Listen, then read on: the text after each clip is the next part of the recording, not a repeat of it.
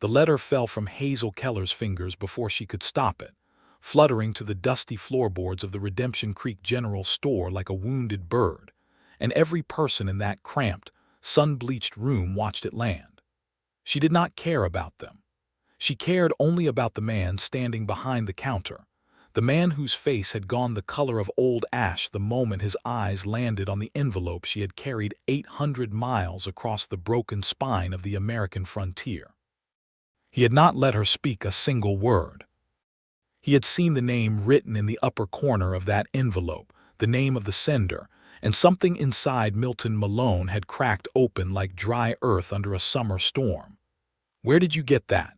His voice came out low and dangerous, the kind of voice that silenced saloons. It was not a question so much as a reckoning arriving on borrowed time. Hazel's throat worked. She was road-worn and hollow-eyed, her green traveling dress caked with the red dust of the Nevada Territory, her dark hair pinned in a way that had survived 3 days of stagecoach travel only through sheer stubbornness. She had rehearsed what she would say. She had rehearsed it across every mile of sage and stone. But the look on Milton Malone's face stripped every rehearsed word right out of her mouth. "The letter," he said again, stepping around the counter in 3 long strides, and the 2 old men playing checkers near the window got very quiet and very still. "Who gave it to you?" "A man," she finally managed. "A man named Don't." He cut her off, and his jaw was so tight she could see the muscle jumping beneath the skin. His eyes were dark and fixed on the envelope like it was a lit fuse. "Don't say the name." "Not here." He picked the letter up himself. He turned it over once in his large, calloused hands, studying the handwriting on the front of the envelope, tracing one finger along the seal as if confirming something terrible. Then he looked up at Hazel, and the expression in his eyes shifted from something volcanic into something more complicated and infinitely more heartbreaking. "You have no idea what you're carrying," he said quietly. She lifted her chin. She had not traveled 800 miles to be managed. "I have every idea," she said. "That is precisely why I came." The year was 1878. The Nevada Territory was a place of competing violences, competing ambitions, and competing silences, and Redemption Creek sat in the bruised heart of all 3. It was a cattle town, a mining supply town, a place where the law arrived late and left early, and men like Milton Malone filled the gaps in between with whatever they had available, which was usually nothing more than force of character and a willingness to stand still when other men ran.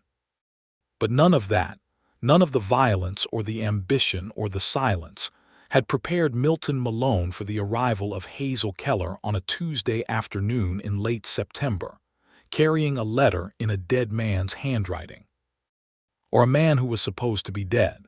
To understand how Hazel arrived at the general store in Redemption Creek on that particular Tuesday with that particular letter, you have to go back 6 weeks, to the city of San Francisco, California, where the story truly began.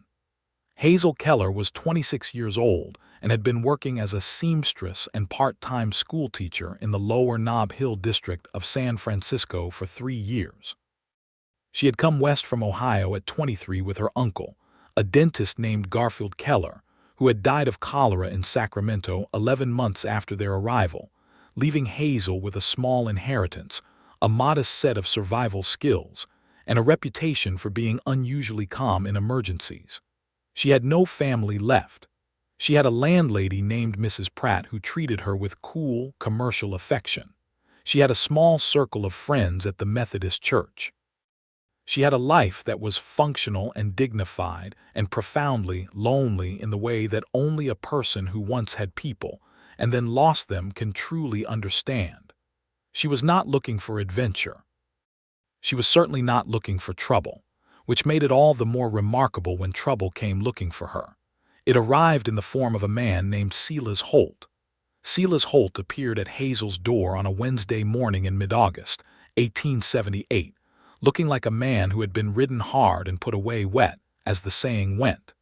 He was perhaps 50 years old, gray-haired and weathered, with the lean, angular look of a man who had spent most of his life outdoors. He was also, Hazel noticed immediately, bleeding from a wound on his left side that he was doing a poor job of concealing beneath his coat. She should have turned him away. Every sensible instinct she possessed told her to close the door. Instead, she let him in, because the look in his eyes was not the look of a violent man but the look of a desperate one, and Hazel Keller had never in her life been able to close a door on desperation.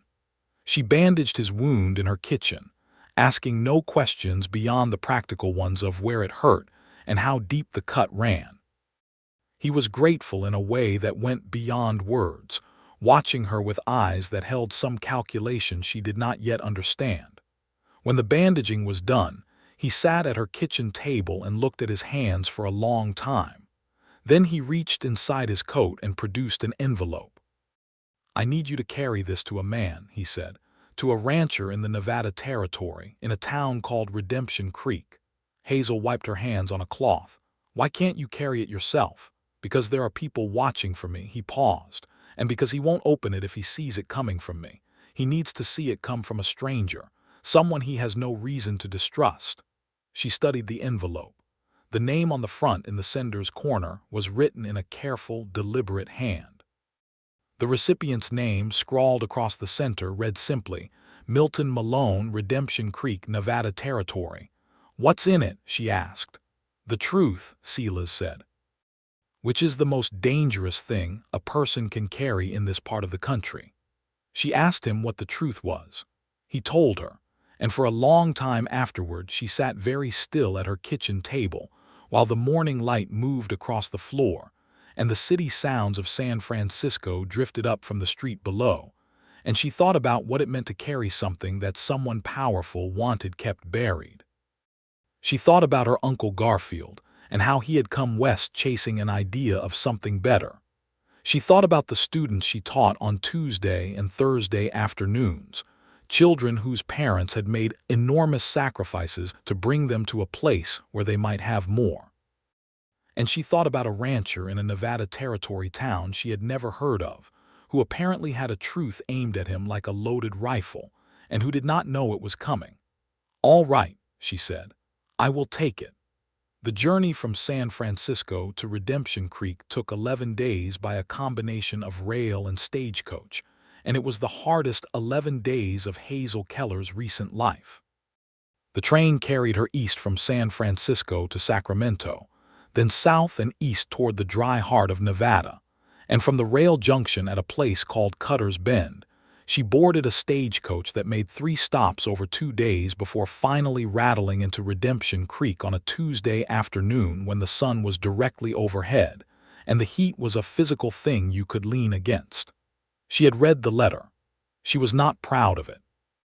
Silas had sealed it, but the seal had been imperfectly applied, perhaps because of his injury. And after 4 days of traveling, she had told herself that she needed to understand what she was carrying if she was going to carry it responsibly. She had opened it carefully, read it once, read it again, and then sat for a very long time on the bench seat of the train car with the Nevada desert rolling past the window and the weight of what she now knew settling on her like a second skin. The letter was not long. It contained 3 specific pieces of information that Silas Holt had clearly risked his life to compile, and when Hazel fully understood what those 3 pieces of information meant, she understood with equal clarity why people were watching for Silas Holt, and why this letter could not arrive in a dead man's handwriting. Because Silas Holt was, according to every official record in the Nevada Territory, already dead. He had been declared dead 6 months earlier, following an incident at a cattle operation outside of Elko. His death had been certified, his estate modest as it was had been settled, and his name had been removed from the living world with the kind of efficient thoroughness that only happens when someone with money and motive makes it happen. And the man who had made it happen was named Randall Galt. Randall Galt owned half the territory between Elko and Redemption Creek. He was a land baron and a cattle magnate, and a man whose political connections ran deep enough that 2 sitting county judges owed him money they could not repay.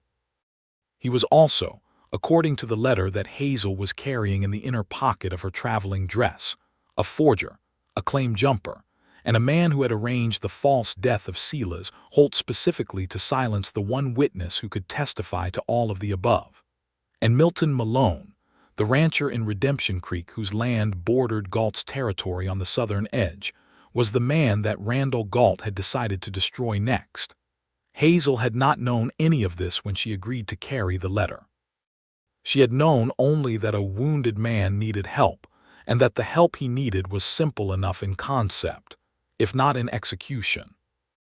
By the time the stagecoach rolled into Redemption Creek, she knew all of it, and what had begun as an act of compassion had become something that felt very much like a calling. The Malone Ranch occupied a wide, sun-warmed valley south of Redemption Creek, where a creek called the Bitter Fork ran cold and clear between stands of cottonwood and willow. Milton had inherited it from his father at 22, had nursed it through 3 drought years and 1 devastating winter, had built it from a struggling family operation into something that employed 12 men, and ran 3,000 head of cattle across open range that he knew like he knew the lines of his own palms. He was 31 years old.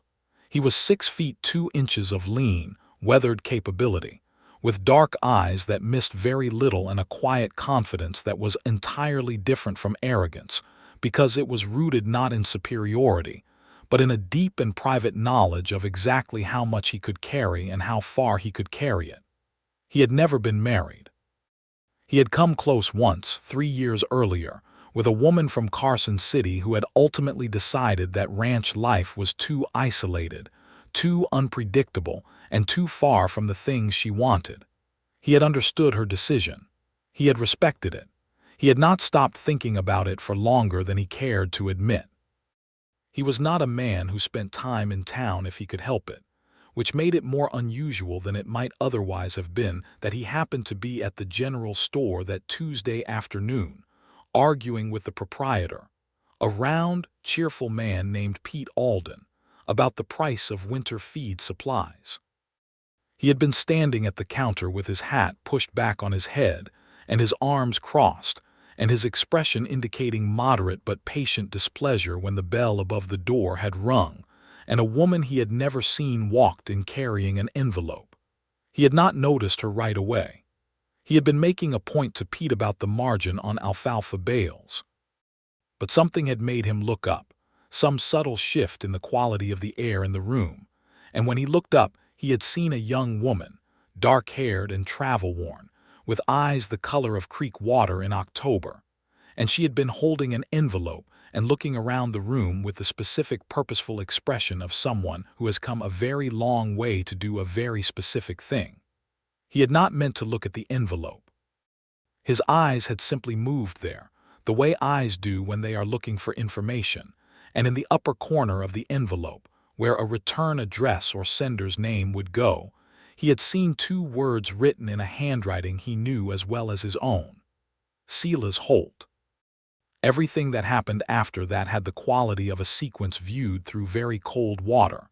He had heard himself speak, had heard the roughness in his own voice. He had seen the letter fall.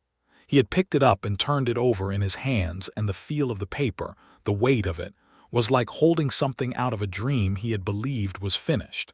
Because Silas Holt was dead. Milton had attended the man's memorial service in February. He had stood in the cold February wind at the edge of a grave that contained someone else's bones, though he had not known that at the time, and he had said goodbye to the man who had been his father's oldest friend, the man who had first put Milton on horseback at age 4, the man who had quietly and consistently told the truth about Randall Galt's land schemes for 15 years, until the day he had apparently and conveniently stopped breathing. Now here was his handwriting on an envelope held by a stranger. Milton walked Hazel out of the general store and into the hot white afternoon light of Redemption Creek's main street, and he steered her away from the boardwalk and toward the shade of the livery stable, where the sound of horses and the smell of hay gave them a kind of privacy that the street itself could not. "Talk," he said. He said it more gently than the word might suggest, because she had gone very pale in the sunlight, and he realized, looking at her properly for the first time, that she was exhausted in the deep bone-level way of someone who has been running on pure determination for too long. "Tell me everything, from the beginning," she told him. She did not leave anything out.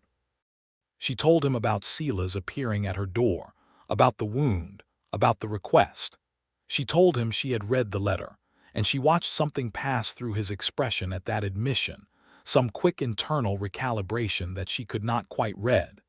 She told him what the letter contained, repeating it from memory with the precision of someone who had read it many times over and committed every word to something deeper than memory.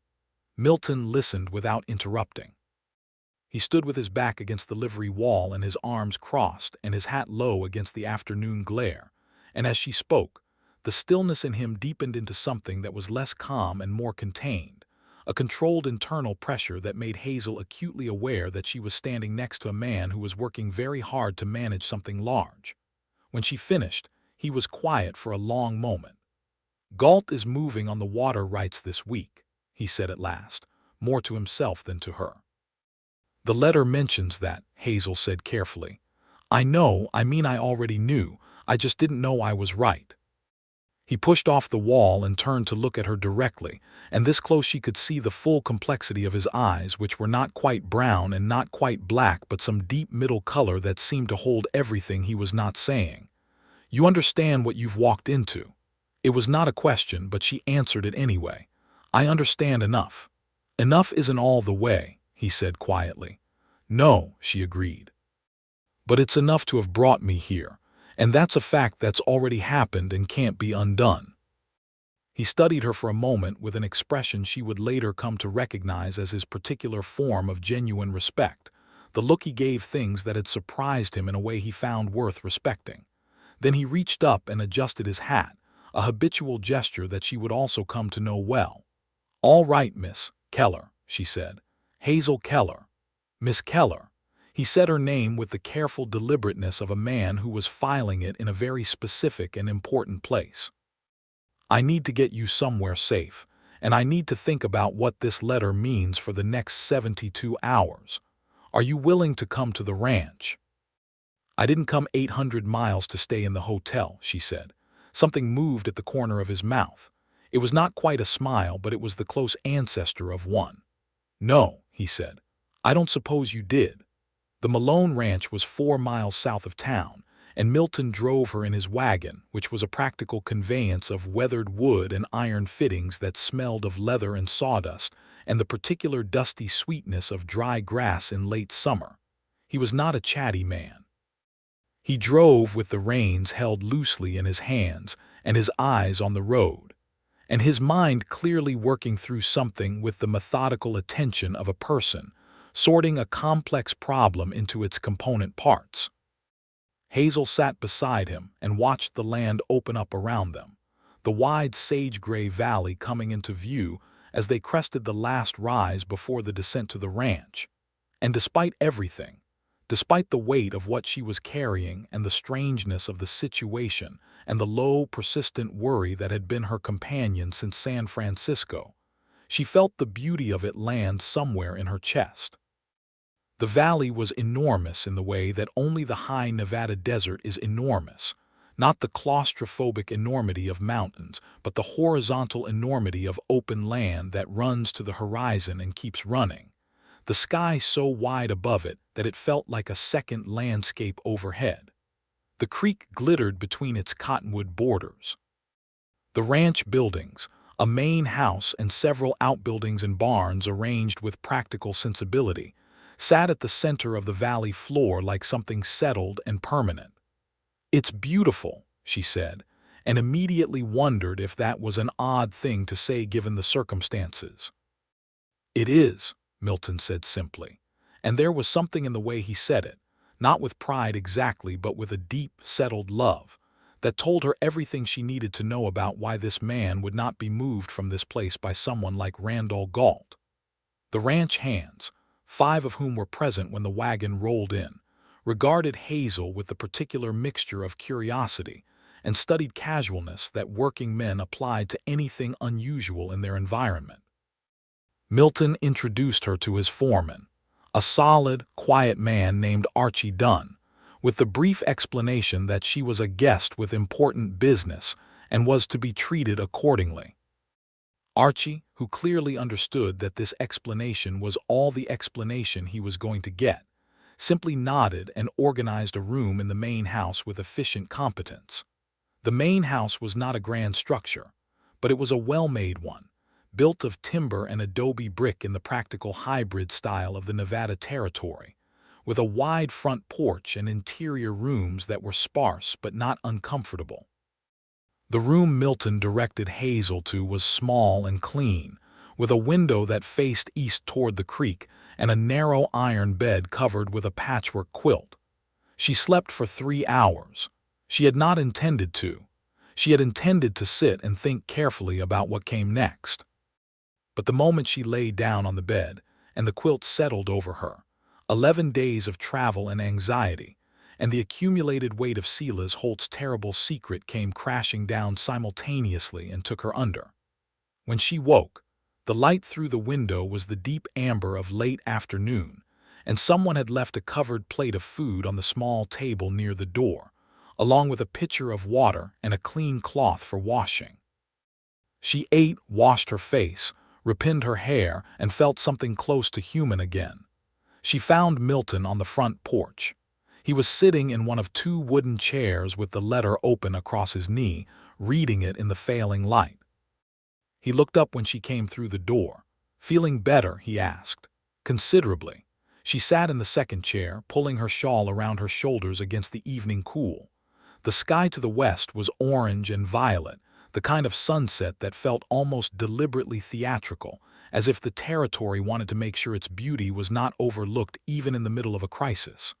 "I've sent a wire to a lawyer in Carson City," Milton said. "Man named Beaumont.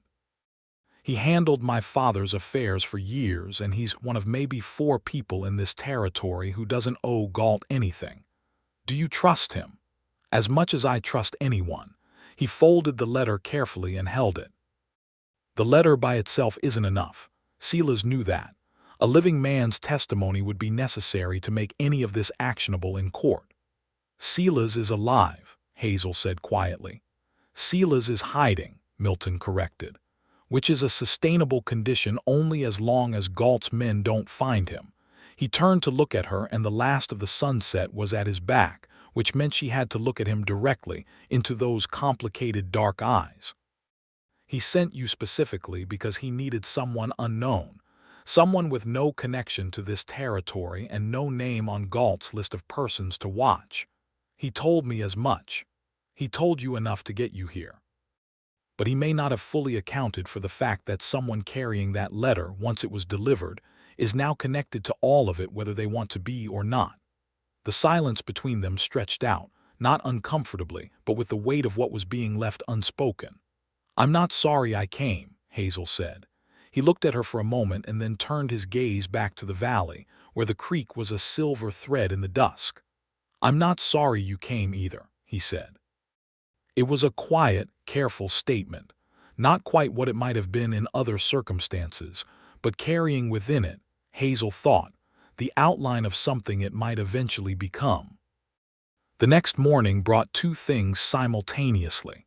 The arrival of Archie Dunn at the breakfast table with news that a pair of Galt's riders had been seen on the northern boundary of the ranch, and the arrival in Milton's mind of a plan. He told Hazel the plan over coffee at the kitchen table. The kitchen was the warmest room in the house, heated by a large cast-iron stove that one of the hands had already loaded and lit before the sun was fully up, and the smell of coffee and wood smoke combined in a way that felt entirely at odds with the conversation they were having. The plan was this. Beaumont, the lawyer in Carson City, needed to receive not just the letter but a signed affidavit from Silas Holt himself, confirmed and notarized.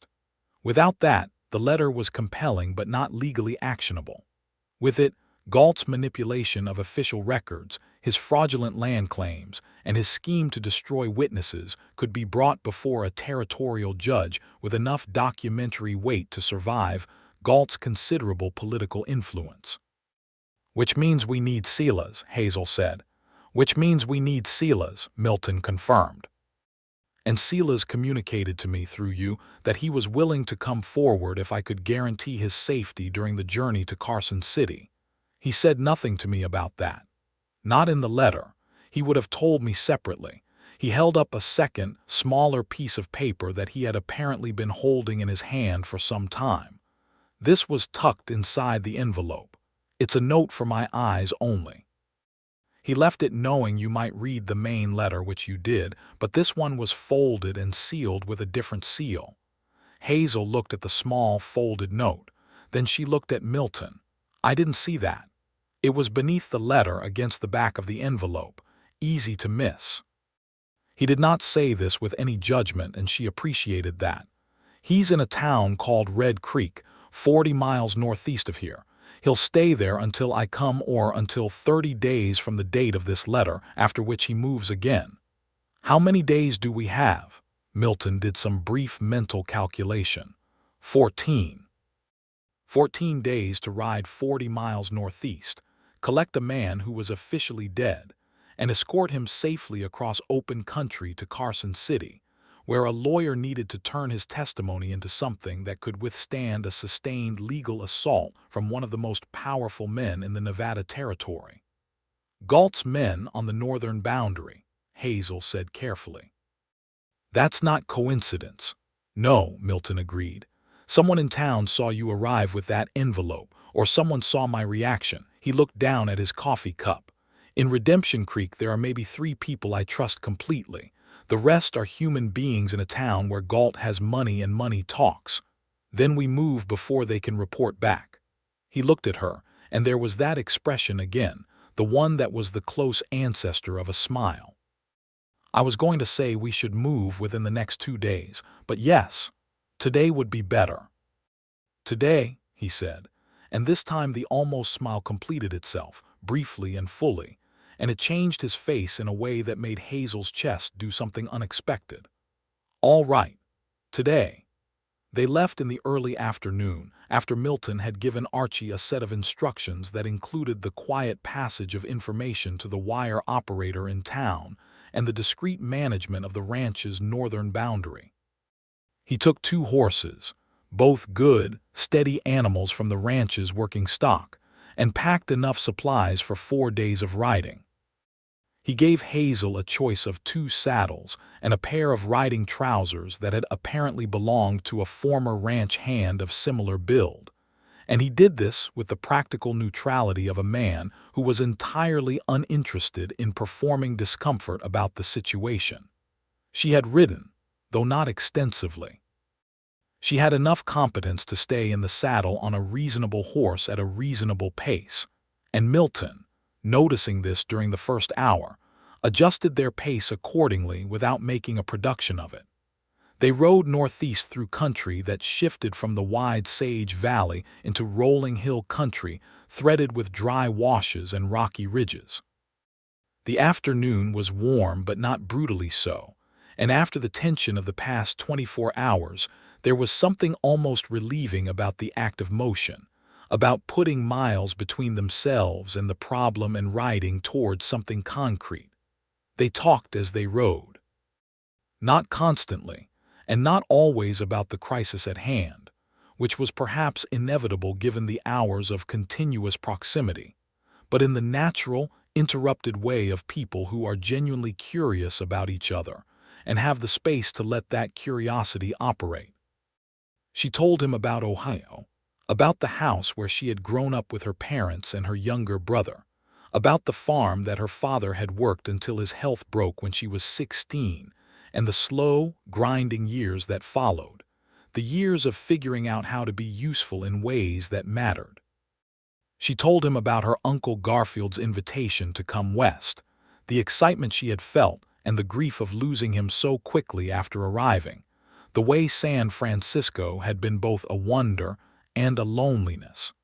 He listened in the way that very few people actually listen, with his whole attention, and without waiting to redirect the conversation toward himself. When she was done, he took a moment before speaking, as if he wanted to honor what she had said with the appropriate weight. Then he told her about his father, a man named George Malone who had built the ranch with borrowed money and absolute conviction, and had died 5 years ago, leaving Milton with a property he loved and a debt he was still paying down.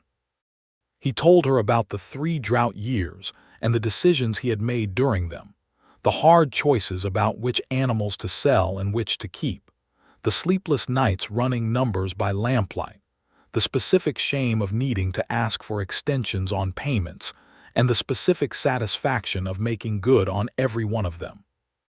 He told her about Silas Holt, who had been his father's friend, and by extension a permanent presence throughout Milton's childhood, the man who had always told uncomfortable truths with the patient certainty of someone who understood that truth was the only foundation that did not eventually give way. "He's the most honest man I've ever known," Milton said, and his voice had a quality in it that was not sentimentality but was something quieter and more enduring. "Which is precisely why Galt needed him gone." "And you?" Hazel asked. "Why is Galt targeting you?"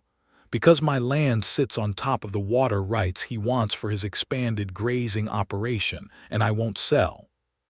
And because 3 years ago I testified against one of his men in a land dispute hearing in Elko, and the judge, who was one of the rare ones who didn't owe Galt anything, ruled in favor of the small ranchers." He paused. "Galt doesn't forget, he just waits. He's waited 3 years. He's been building, buying judges, buying sheriffs, buying silence. What Silas found and documented is the connective tissue of everything Galt has built, and if it sees daylight, the whole structure falls." He looked at her briefly. "That's what's in the letter you carried." They made camp that night in the shelter of a dry wash, where a stand of juniper trees provided both shade and windbreak. Milton was efficient about it in the way of a man who has made camp in the open country many times, and Hazel found herself useful in the small ways of someone who may not know the specific rituals of a trail camp, but understands the general logic of fire making and the organization of supplies. They worked together in the cooling evening with the comfortable efficiency of people who happen to complement each other, and neither of them made any remark about it, but both of them noticed. The fire was small and smokeless, because Milton was cautious about visibility, and they ate a simple meal of hardtack and dried meat and dried apricots, and drank coffee from a small camp pot that produced something barely recognizable as coffee, but was hot and caffeinated, and therefore entirely welcome. Afterward, in the quiet, with the fire burning down and the Nevada sky distributing its extraordinary quantity of stars overhead, Hazel said, "Tell me something about yourself that has nothing to do with the ranch or Galt or any of this." He was silent for a moment, as if searching through a part of himself he did not often access on short notice. "I read," he said at last. "More than people might expect. My mother was a reader. She left me her books when she died, and I've spent 12 years adding to the collection." He paused. "I have approximately 200 books in the house, and I've read most of them twice." Hazel looked at him across the fire. "What do you read?" "History, natural philosophy, whatever novels come through the general store, which isn't many." He met her eyes briefly. "You?" "Everything," she said immediately. "I was never particular. I would read a seed catalog if nothing else was available." She paused. "Though I prefer novels." "Which ones?" They talked for another hour about books, which is one of the most intimate conversations two people can have without quite realizing it. Because what you love in a story tells a person something very specific about what you believe about the world and what you hope for in it. By the time the fire had burned to coals and the night had gone fully cold, Hazel knew that Milton Malone believed in justice more than he believed in easy comfort, that he was more attracted to difficulty than to simplicity, and that his interior life was considerably more complex than the economy of his outward presentation suggested. She thought these things in the small, private part of her mind, and then wrapped herself in the bedroll Milton had produced from the pack and looked up at the stars until she slept. The second day of riding brought them into rougher hill country, and by mid-afternoon they were descending into a shallow valley where the town of Red Creek, which was more a collection of intentions than an actual town, occupied a flat piece of ground beside a year-round spring. There was a saloon, a rooming house, a blacksmith, and 3 other structures whose purposes were ambiguous. The population on a good day was perhaps 30 people. They found Silas Holt in the rooming house, in a back room on the ground floor, and he was thinner than Milton remembered and older-looking in the specific way of people who have been living under sustained fear. But he was alive, and his eyes were still the same sharp, intelligent eyes that had watched Milton grow from a boy into a man. And when he saw Milton in the doorway of that small, dim room, something in his expression that had been braced against the world for months simply let go. "I wasn't sure you'd come," Silas said. "I always come," Milton said, and crossed the room in 2 strides and put his arms around the old man with the unceremonious directness of genuine affection, and Silas returned the embrace with both hands gripping Milton's arms as if confirming that he was real. Hazel watched from the doorway and felt something large and warm move through her chest and settle there. Silas looked at her over Milton's shoulder. "Miss Keller," he said, "you did it. You gave me excellent instructions," she said. "I gave you incomplete instructions and far too much danger," he said, and his voice held a weight of genuine regret. "I'm sorry for that. I was out of better options." "You were," she agreed. "But it worked out so far. Let's get you to Carson City." They did not stay in Red Creek. Milton's instinct for caution, which had served him well across 3 drought years and 1 long feud with a land baron, told him that every hour in one location was an hour for information to travel. They resupplied at the small general provisions at the blacksmith's establishment, acquired a 3rd horse for Silas, and were back on the trail within 2 hours of arriving. The ride to Carson City from Red Creek was 3 days if the weather held, and the horses held and the riders held. Milton set a pace that was sustainable, not urgent enough to attract attention or exhaust the animals, but consistent enough to cover ground. Silas, who had been largely sedentary for weeks, was stiff but capable, and the 2 men fell into the easy, comfortable silence of people who have known each other across decades and do not need to fill the air to confirm their connection. Hazel rode at Milton's side, which became the natural arrangement within the first hour and remained so.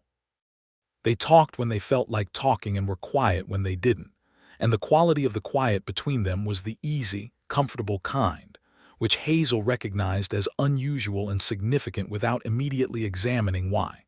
On the second evening, they were camped in the shelter of a rocky outcrop when Milton, who had been on watch, came back to the fire and said quietly, "We have a problem." 2 riders had been visible on the ridge to the west for the last hour, moving parallel to their course. They could be coincidental travelers, they could not be assumed to be Galt's men, Hazel asked, possibly just other travelers. His jaw was set in the particular way she had come to recognize as him managing a significant concern behind a surface of deliberate calm. "We'll change course tonight.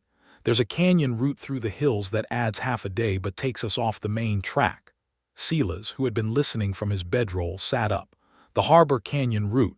Your father showed me that path. That's the one." Milton was already refolding the map he had been consulting.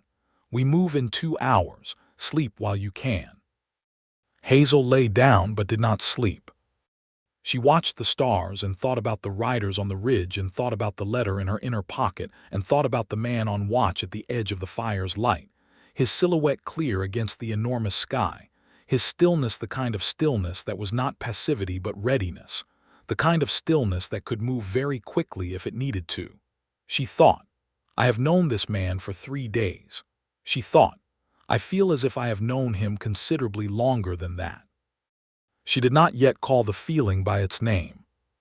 She had been careful with feeling since her uncle died and the protective structure of family had dissolved, careful in the way of someone who has learned that the things you love can disappear, and has therefore developed the habit of not loving things too quickly. But she was aware of the feeling, and she was aware that its presence was not frightening her in the way she might have expected. The canyon route was harder going but beautiful in the stark way of narrow stone passages, where the walls rose high on either side, and the sound of hooves echoed, and the sky was a blue strip directly overhead. They moved through it in the gray of pre-dawn and emerged on the far side as the sun cleared the eastern hills, and when Hazel looked back through the canyon mouth, there was no sign of the riders from the ridge. "Good," was all Milton said. They reached Carson City on the afternoon of the third day, tired and dusty, and carrying between them something that felt very much like the specific relief of having survived a thing that might not have gone this way. Carson City in 1878 was a proper city, the capital of the state of Nevada, which had been admitted to the Union in 1864, with paved streets and gas lamps and a state house, and the kind of urban energy that felt startling after days of open country. Beaumont the lawyer was a small, compact man of perhaps 55 with spectacles, and a quality of focused attention that Hazel recognized as the specific intelligence of someone who has spent decades thinking carefully about words and their legal consequences. He met them in his office on the second floor of a building on Carson Street, and he read the letter and the supporting documents that Silas had been carrying in a waterproof oilcloth packet, and he asked 12 specific and penetrating questions, and then he set everything down on his desk and was quiet for a moment. "This is enough," he said at last. "With the affidavit." He looked at Silas. "If you're willing to appear." "I'm willing," Silas said. "You understand the risk." "I've been officially dead for 6 months," Silas said dryly. "I'm accustomed to risk." The affidavit took 2 hours to draft, during which Hazel and Milton waited in a small anteroom that contained 2 uncomfortable chairs and a bookshelf full of legal texts. They sat side by side and said very little, and the quiet between them was loaded now with the particular weight of people who have been through something significant together and know that the significant thing is almost over and are beginning to feel what comes after. "What will you do?" Milton asked eventually, looking at the middle distance. Hazel understood what he was asking. "I don't know," she said honestly. "Go back to San Francisco, I suppose. My rooms are paid through the end of October." "Of course." He nodded, still looking at the wall. Something moved across his expression that she could not quite read in profile. "You have a life there." "A life," she said, weighing the word. "Yes, though it is a fairly quiet one." He turned then and looked at her directly, and the expression on his face was no longer careful or contained but simply honest, openly and thoroughly honest in the way she had come to understand was his particular form of courage, the willingness to say true things plainly. "I would like to write to you," he said, "if you're amenable." She held his gaze. Her heart was doing something entirely unreasonable. "I am amenable," she said. The corner of his mouth moved. "Good." The affidavit was complete and notarized by early evening. Beaumont, who appeared to be a man energized rather than intimidated by the prospect of a complex legal fight against a powerful adversary, was already drafting a filing to present to the territorial court the following morning. He recommended that Silas remain in Carson City under his practical protection until the initial hearing, which he projected would happen within a week given the urgency of the circumstances. Silas, who had the look of a man who had been running for so long that the act of stopping felt almost dangerous, agreed. They stayed in Carson City for 2 days. Milton arranged rooms at a respectable hotel on the main street, separate rooms, correctly and properly, and they ate dinner together both evenings at the hotel's small dining room, and both evenings the dinner lasted considerably longer than the food strictly required. Hazel told Milton about the school teaching. He asked her about it with genuine interest, not the polite conversational interest of someone waiting for the topic to change, but the real engagement of a person who cares about education as a fundamental thing. She told him about the children she taught, about the particular satisfaction of watching a child suddenly understand something that had been opaque, about the injustice of how many children in the territory had no access to consistent schooling at all, how the settlement patterns of the frontier meant that entire communities of children grew up without the tools that would give them choices. Milton listened and then said, "The children on and around the ranch have nothing within riding distance. I've thought about it. But thinking about it and doing something about it are different things." She looked at him carefully. "They are," she agreed. On the second evening they walked after dinner along the street, the gas lamps making pools of warm light on the pavement, and the air was cool and carried the smell of wood smoke and horse, and the particular dry clarity of Nevada autumn. They walked close enough that their arms occasionally touched, and neither of them moved away, and the touching was not accidental after the first time, and both of them knew it. "There are things I want to say to you," Milton said at last, "that feel premature given that we have known each other for less than a week." Hazel looked at the pool of light ahead of them. "I know. I'm not a man who says things he doesn't mean," he continued, "which makes me careful about when I say them." "I understand that," she said. "I'm the same way." He stopped walking and turned to face her on the street, and she stopped and turned, and they stood facing each other in the lamplight with Carson City going about its evening business around them, entirely indifferent to what was happening between two specific people on its pavement. "The ranch is isolated," he said, "but it is not lonely, or it wouldn't be. The valley is real, and the work is real, and the life is real. I think you're a person who values things that are real." "Yes," she said softly. "I don't want to tell you what to want," he said carefully. "I want you to know that if you came back to Nevada, if you found reasons to come back, I would not be sorry about it. In fact," he stopped. He took a breath. "I would be significantly the opposite of sorry." Hazel Keller, who had been careful with her heart for 3 years, and whose well of loneliness ran deeper than she showed most people, felt something that had been held under a great deal of controlled pressure for a great deal of time begin very slowly to release. "Write to me," she said, "as you offered. And I will write back, and we will see." "That's a reasonable answer," he said. "I thought so." "I was hoping for slightly less reasonable," he admitted. And this time the smile was complete and full and genuine, and it broke across his face like the sunrise over the Nevada hills. And Hazel laughed, actually laughed, the first real unguarded laugh she had produced in some time, and the sound of it clearly did something to Milton because the smile on his face shifted into something softer and more personal. He offered his arm for the walk back to the hotel, and she took it, and they walked back through the Carson City evening with her hand on his arm and the gas lamps making gold of everything around them. And nothing was resolved or decided or promised, but something had been started, and both of them could feel its weight and its warmth. The legal proceedings moved with what Beaumont described as unusual speed, given the circumstances. Within 10 days of the filing, a territorial judge in Carson City, a man named Everett Cross who owed Galt nothing, and in fact had been on the receiving end of one of Galt's less subtle attempts at influence 2 years prior, ordered a hearing. Beaumont presented the letter, the affidavit, and the supporting documents. Silas testified in person, which required a guard that the court provided, and told every truth he had been forced to carry in silence for 6 months with the calm, clear certainty of a man who has waited a very long time to say what he knows. Randall Galt's lawyers were expensive and competent, and they fought the proceedings with every tool available to them.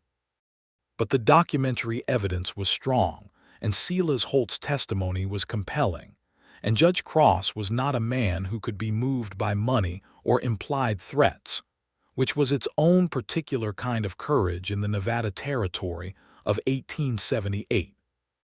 The proceedings lasted 3 weeks in total. Milton returned to the ranch to manage the fall cattle operations, riding back to Carson City twice for hearings, and once simply to check on Silas, who was holding up under the pressure with the tough, stubborn endurance of someone who has already survived the worst thing and has very little left to be afraid of. Hazel, in the meantime, had returned to San Francisco. She had her rooms, her sewing work, her students. Her life resumed its functional, dignified shape. But it felt different now, changed in a way she could not quite define, as if something had shifted the interior arrangement of everything. The first letter from Milton arrived 12 days after she returned to San Francisco. It was 3 pages long, written in his clear, careful hand, and it told her about the fall cattle drive and a disagreement with a neighboring rancher about a fence line and the progress of the Carson City proceedings.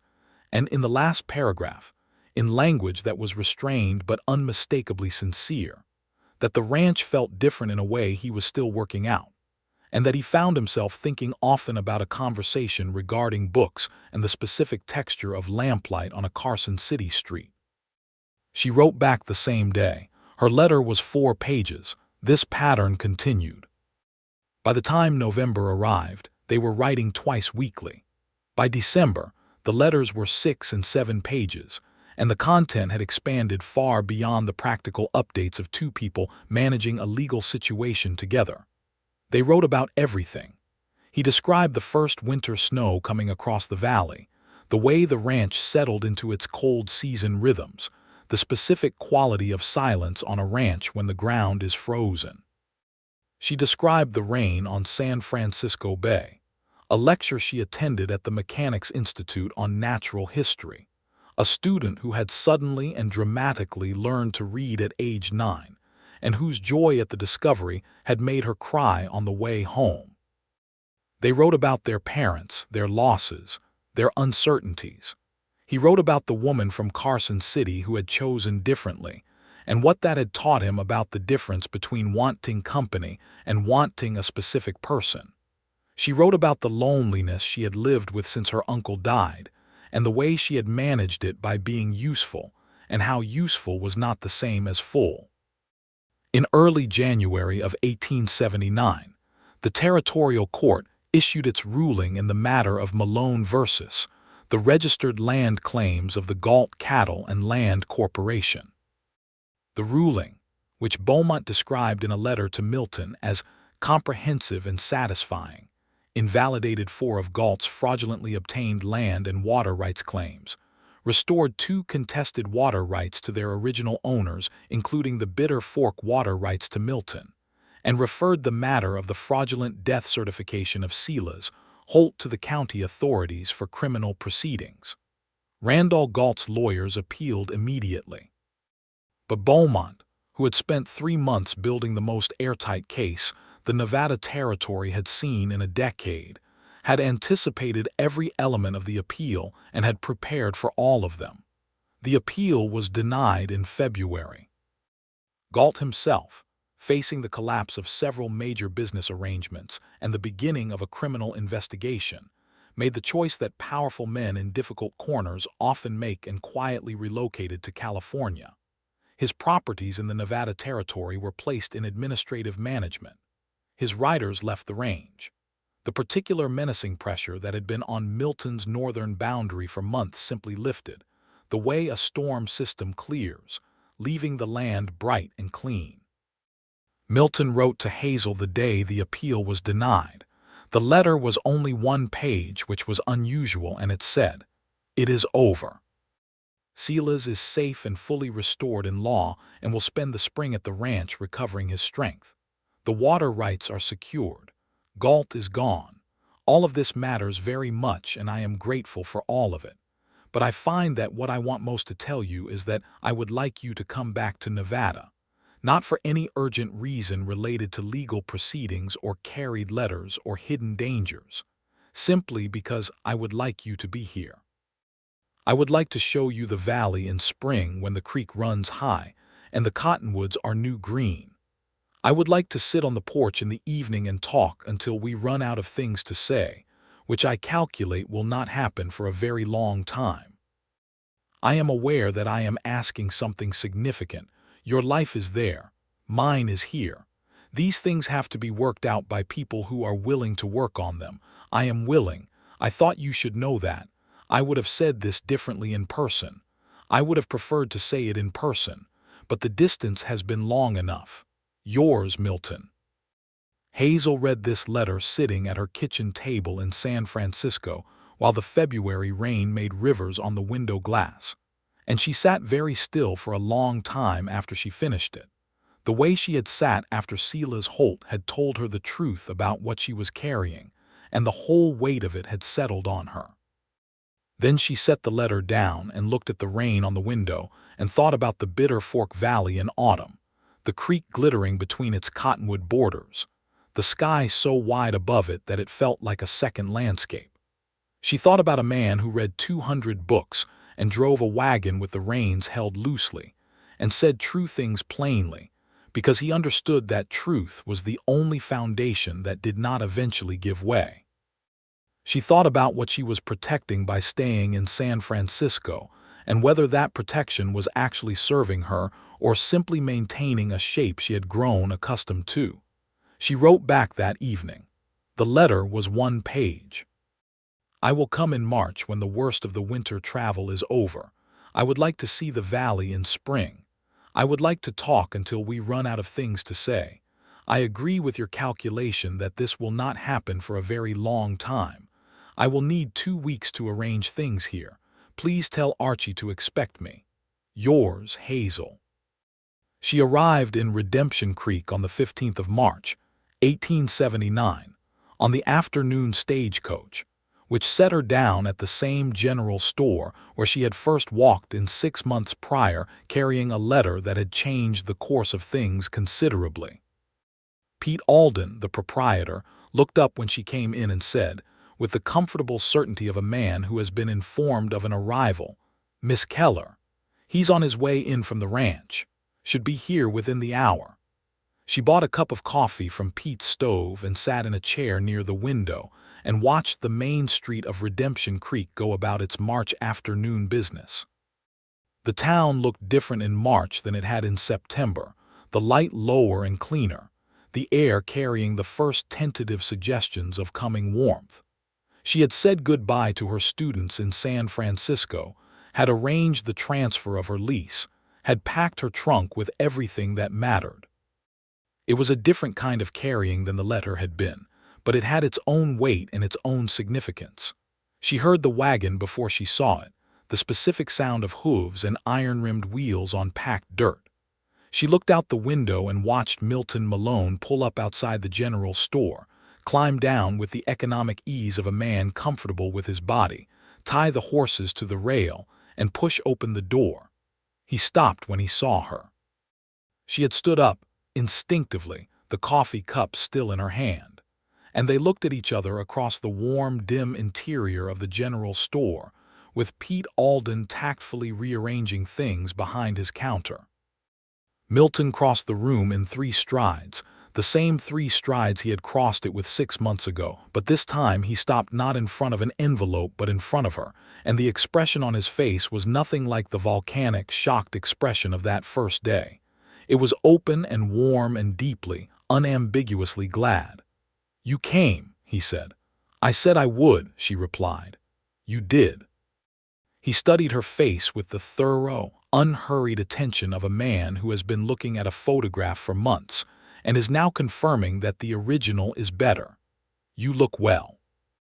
"You look like someone who has been doing too much fence work," she said, because there was a new cut on his left hand and dust on his coat, and she had missed him in a specific, detailed way that expressed itself most easily in specific, detailed observations. His smile broke completely open. He took the coffee cup out of her hand and set it on Pete's counter, and then he took her hand in both of his and held it with the direct, simple sureness of a man who has decided something and is at peace with the decision. "Come and see the valley," he said. "It's spring." The valley was everything he had described and more. The Bitter Fork ran clear and fast with snowmelt, and the cottonwoods along its banks were precisely as new-green as he had promised, and the sage was soft with the green-gray of early growth, and the light over the wide flat bowl of the valley floor had the crystalline quality of early spring mornings in the high desert that is entirely unlike any other light in the world. Silas Holt was at the ranch. He was thinner than he had been in his whole life and somewhat older-looking, but his eyes were clear, and his voice was steady, and he greeted Hazel with a warmth that had the character of genuine debt, Not the uncomfortable debt of obligation, but the generous debt of a person who knows that another person's courage changed the course of things and is genuinely glad of it. "You did something brave," he told her directly. "I want you to know I understand that." "You were the one who spent 6 months officially dead," she said. "That was not particularly voluntary," he said dryly, and she liked him immediately. The first weeks at the ranch were a quiet, practical education in what the life actually was. Milton did not romanticize it for her. He showed her the reality of the work, the early mornings and the long days, the physical demands of maintaining a working cattle operation, the way weather shaped every decision and every timeline. He showed her the ledgers, the records, the decisions he made and how he made them. He did this not as a test, but as a form of respect, the offering of a true picture rather than a convenient one, the same way he had crossed the room to tell her something honest rather than something flattering. She learned to ride better. She joined the small school that existed in a church building in Redemption Creek, and by the end of April she was teaching 3 days a week, and within 6 weeks there were 14 children attending regularly, up from the 7 who had been coming before. She found that the children of the territory had the same hunger for learning as children anywhere, that the particular deprivation of frontier life had not diminished their intelligence or their curiosity, but had concentrated it, and teaching them was one of the most satisfying things she had done. She and Milton spent their evenings on the porch as he had described, talking until the night was fully dark and the fire in the kitchen had burned low. They talked about everything. They talked about things they had already covered in letters, and found that the verbal versions were different, richer, full of pauses and redirections, and the specific texture of how a person's face moves when they are saying something that matters to them. They ran a comparison against Milton's calculation and found it continued to hold. They had not run out of things to say. In late April, on a Saturday evening when the sunset was doing its theatrical best over the western hills, and the air had the particular soft warmth that arrives in Nevada around the last week of April, and stays just long enough to make you love it before the summer heat takes over, Milton said, with the directness that was his most consistent characteristic, "I would like to ask you to marry me. I want to be clear that this is not an impulsive question. I've been considering it with great care since approximately the second hour of knowing you and have found, after several months of further consideration, that my opinion has only strengthened." Hazel looked at him. The sunset was behind her and the light was on his face and he looked like the most honest thing she had ever seen. "I want to stay," she said. "I have wanted to stay since the first morning I woke up in this house and heard the creek and saw the light on the valley floor. I want to teach the children and sit on this porch and run out of books and write to Pete Alden for new ones." She paused. "And I want to marry you, very much, since approximately the same time you mentioned." He leaned forward and kissed her, which was the first time he had kissed her and which had therefore been 6 months in arriving, and it had the specific quality of things that have been properly and carefully waited for, which is a quality unlike any other. A completeness and a warmth and a rightness that is entirely its own kind of feeling. They were married in June of 1879 at the small Methodist church in Redemption Creek by the Reverend Harlow, who delivered a brief and sensible ceremony that neither Hazel nor Milton would have traded for a grander one. Silas Holt stood up beside Milton. A woman named Clara Dunn, Archie's wife, stood beside Hazel, the two of them having formed the kind of practical, affectionate friendship that develops between women of similar temperament who find themselves sharing a community. Pete Alden sat in the front row and wept openly, which he later attributed to allergies and which no one believed. The reception was held at the ranch, in the yard between the house and the barn, with tables brought out from the house and food contributed by nearly everyone in Redemption Creek, and a fiddle player from 3 ranches over who played until his arm gave out at 10 o'clock, and was then replaced by a harmonicist, whose contribution was less polished but equally enthusiastic. Hazel stood at some point in the middle of the evening with a glass of cider in her hand, watching Milton across the yard, who was in conversation with Silas and laughing at something the old man had said. A full and genuine laugh that she had heard only a handful of times, and each time found its way directly into her chest and stayed there. She thought about an envelope in the upper corner of which someone had written a name in careful, deliberate handwriting, and the way a man had looked up across a dusty general store and recognized it before she had spoken a single word, and how that single moment of recognition had been the narrow door through which everything else had walked. She thought that the most important things in a life often announce themselves quietly, in the middle of ordinary days, in the form of letters and strangers, and the particular way a person looks up from what they are doing and meets your eyes. The autumn of 1879 brought the first of what would be many autumns on the Malone ranch, each one different from the last in the specific ways that life on working land is different from year to year, but each one carrying the continuity of the valley and the creek and the enormous sky, and the house with its 200 books adding to it slowly and steadily as new volumes arrived from Pete Alden's ordering service and from catalogs, and from Carson City, and occasionally from San Francisco in the form of packages from people Hazel had not entirely left behind. Silas spent that first winter at the ranch, and the following spring moved into a small house in Redemption Creek that he bought with money recovered from the partial restoration of his estate, money that Beaumont had managed to wrest from the legal machinery with characteristic thoroughness. He was, by any measure, a man restored, not to what he had been before the false death, but to something that felt more settled and more complete, as if the long ordeal of silence and fear had paradoxically given him a clearer understanding of what mattered and what did not.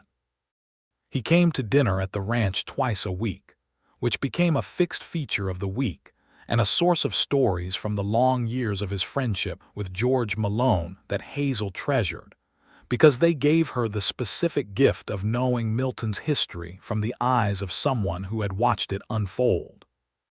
By the spring of 1880, the Malone Ranch was running 4,000 head of cattle on the restored water rights, the financial result of which was a stability that Milton had worked toward for 5 years, and which he greeted with the quiet satisfaction of a man who does not take things for granted, because he knows exactly what they cost.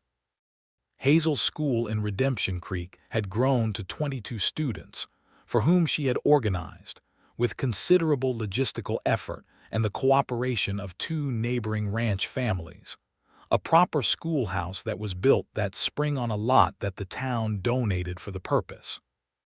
The building was simple and functional, 4 walls and a roof, and a wood stove and 22 desks, and on the day it opened, Hazel stood at the front of the room and looked at the faces of her students and felt the specific fullness that only comes from doing something that genuinely matters. Milton came to the opening. He sat in the back row in a desk that was too small for him, and listened to Hazel address her students with the particular combination of warmth and clarity and intellectual seriousness that was her specific gift, and he felt an emotion that he had no precise word for but that encompassed pride and love and gratitude in proportions he could not quite separate. On the walk home from the schoolhouse that afternoon he said, "You're remarkable, you know." She looked at him sideways. "I'm a school teacher." "You're the person who carried a dangerous letter 800 miles for a wounded stranger, and then talked me into a logical plan of action within 24 hours of meeting me," he said. "And now you've built a school, you're remarkable, and I wanted to say it plainly." She took his arm as they walked, the same way she had taken it on a Carson City street almost 2 years ago. "You are also remarkable," she said, "for what it is worth, which is considerable."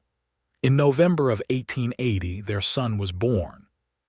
They named him George, after Milton's father, and because it was a good, solid name that suited a boy who arrived in the world with the calm, wide-eyed attention of someone who intended to pay close attention to everything in it. Silas Holt, who arrived at the ranch the day after the birth and sat in the kitchen drinking coffee and blinking rapidly in a way that was very much not crying, informed them both that George Malone Sr. would have been excessively proud and excessively irritating about it, and they should know that. Little George was a healthy, alert child who slept reasonably and ate enthusiastically, and by the time he was crawling, was conducting investigations of every corner of the ranch house with the systematic thoroughness of a very small researcher. Hazel nursed him through 2 winters with the capable, affectionate practicality that was her approach to everything, and Milton was the kind of father who could be found in the evenings sitting in the chair by the fire with his son on his chest and a book in his free hand, reading aloud from whatever he happened to be reading regardless of whether its content was strictly appropriate for an infant, on the theory that children absorbed language through sound long before they absorbed it through meaning. The school continued through those years, Hazel managing it with the help of an assistant she trained herself, a young woman named Dora Wells from a ranching family on the eastern edge of the territory, who had a natural gift for teaching that Hazel recognized immediately and cultivated with the generosity of someone who understands that the best thing you can do with a good thing is help it grow. In the spring of 1882, Hazel discovered she was pregnant again. She told Milton in the kitchen on a Tuesday morning while George, now 18 months old and walking with the determined confidence of someone who has recently acquired a capability and intends to use it extensively, conducted an investigation of the lower cabinet near the stove. Milton looked at her across the kitchen table with the full, unguarded expression that she had come to know as his most private face, the face he kept for the moments that mattered too much for management. "Good," he said quietly. "Good," she agreed, and smiled at him in a way that contained everything she had learned about love over the past 3 years, which was considerably more than she had known when she stepped off a stagecoach in September of 1878, carrying a letter that she had not opened until 4 days into the journey, and whose contents had led her, by the particular logic of courage and contingency, to a valley in Nevada where a creek ran cold and clear between stands of cottonwood, and the sky was so wide it felt like a second landscape. Their daughter, born in October of 1882, they named Ada. She was small and fierce and dark-eyed, and by the time she was 2 years old it was clear that she had inherited both her father's directness and her mother's irresistible tendency to ask questions until she had a satisfactory answer. George, who was now 3, and conducting complex negotiations with the ranch dogs about the terms of their cooperation with his investigations, received his sister with a proprietary pride that made Archie Dunn laugh every time he observed it. Silas Holt lived in Redemption Creek until 1884, when his health began the slow decline that age and the accumulated strain of his particular history had been building toward. He spent his last year in the house on the main street, visited daily by either Milton or Hazel or both, and he died in his own bed on a morning in early spring when the cottonwoods along the Bitter Fork were exactly as new-green as they had been the morning Hazel Keller first saw the valley. He had been, in the truest sense of the word, restored. His name was on the right side of official records. His testimony had stood and held. The truth he had spent years carrying and months being forced to carry silently had seen daylight and had done its work, and the man who had made him carry it in silence was gone from the territory. Silas Holt died with his accounts settled in every way that a person's accounts can be settled, and that was not nothing. That was, in fact, everything. Milton stood at the grave with the same spring wind that had blown at his father's memorial 15 years earlier, but this time the grief was different. Not the grief of loss unresolved, but the grief of love completed, and Hazel stood beside him with her hand in his and the children, George now 4 and Ada 18 months, held by Archie and Clara, done a respectful distance away. And the whole valley spread out below the small cemetery, where Redemption Creek had been burying its dead since 1862, and the creek glittered. "He got to come back," Milton said. "He did," Hazel agreed.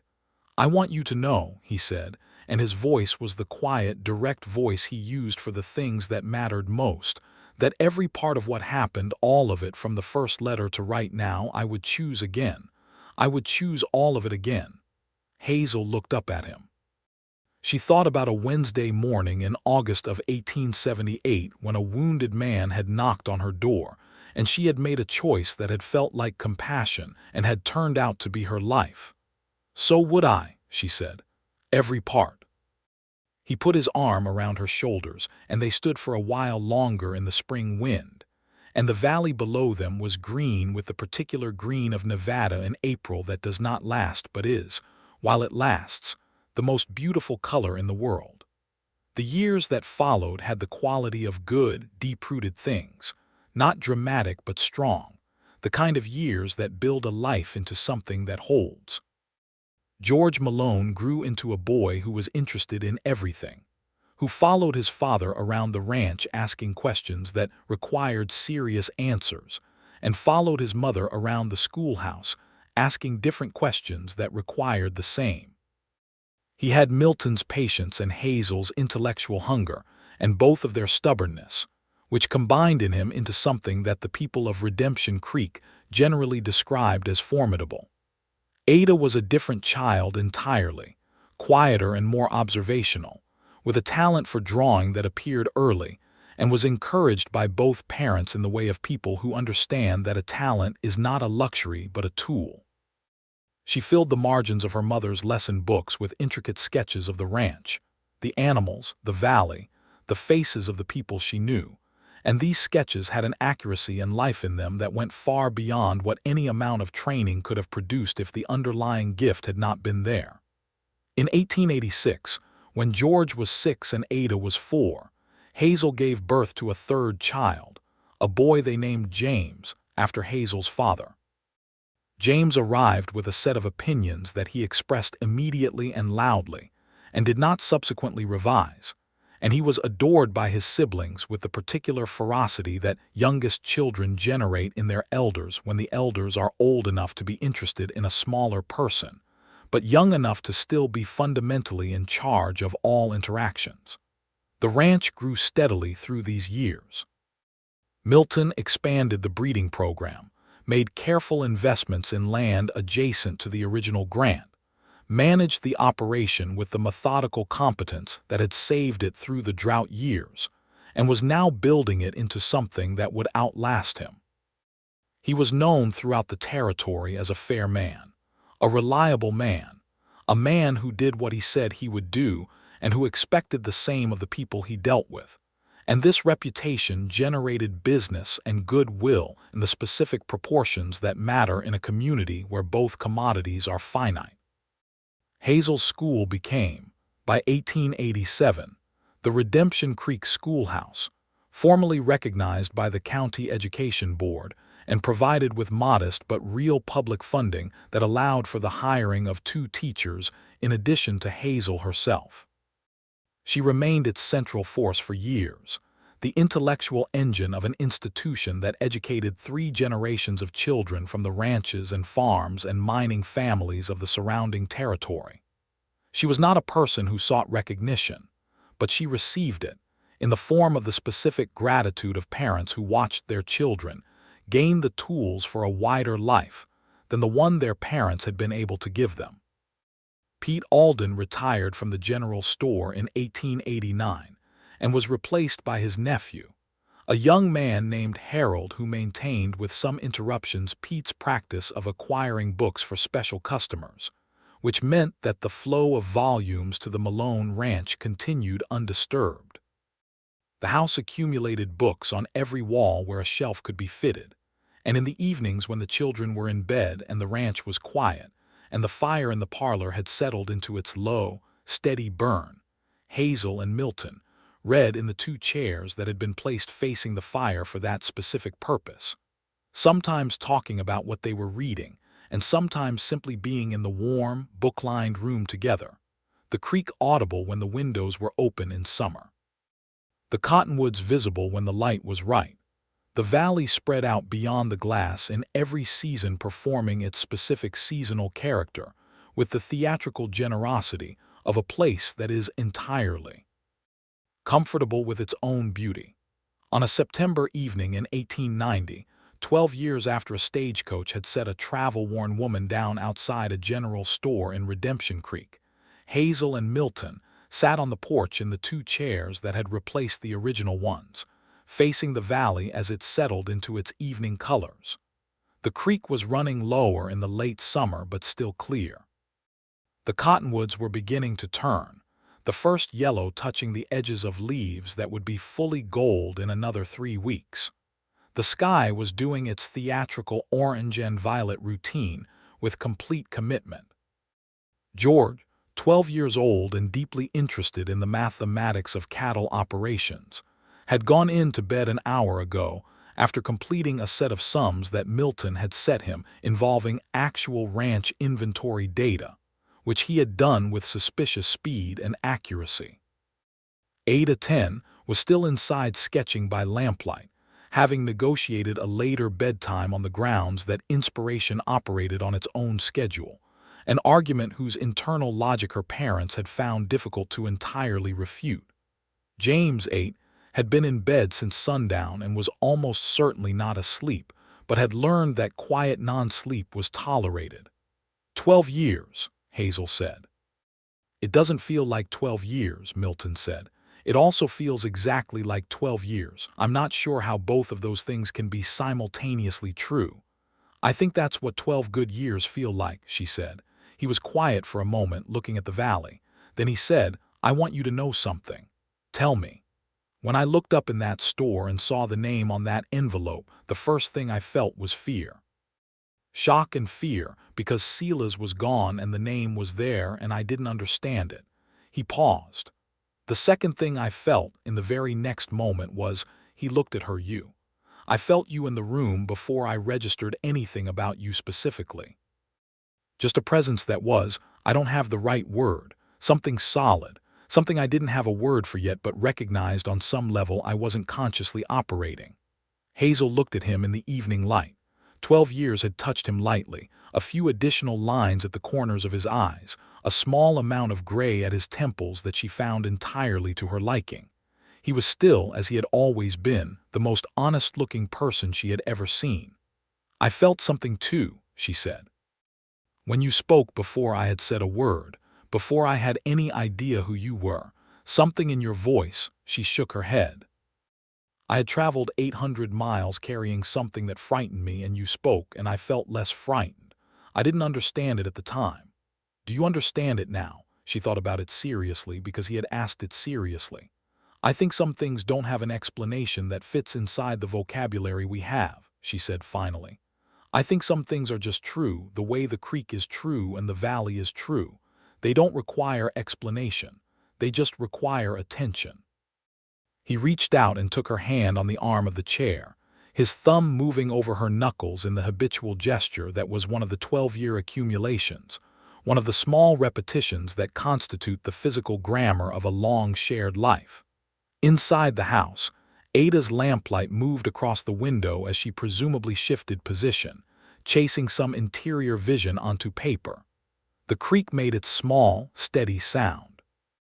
The last of the sunset faded over the western hills and the stars began, cautiously at first and then with increasing confidence, to appear. All of it, Milton said quietly. Everything that happened.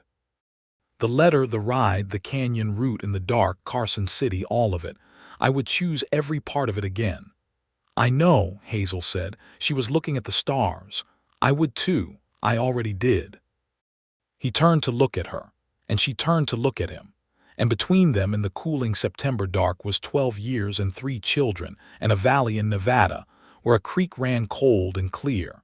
And the books in the house and the school in the town and the grave on the hill where an honest man lay under the right name at last.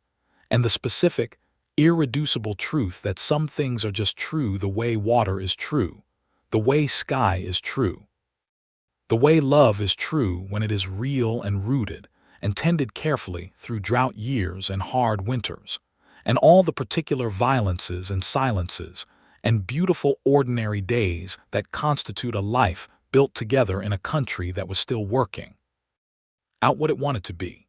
The porch held them for a while longer, the two chairs, the two people, the valley below them giving back the light of stars it had been receiving for longer than anyone could remember. Eventually, the night grew cold and they went inside, and the house was warm with the fire and the smell of Ada's lamp oil and the quiet breathing of children who were almost certainly asleep. And they closed the door on the September dark and the wide Nevada sky, and they were home.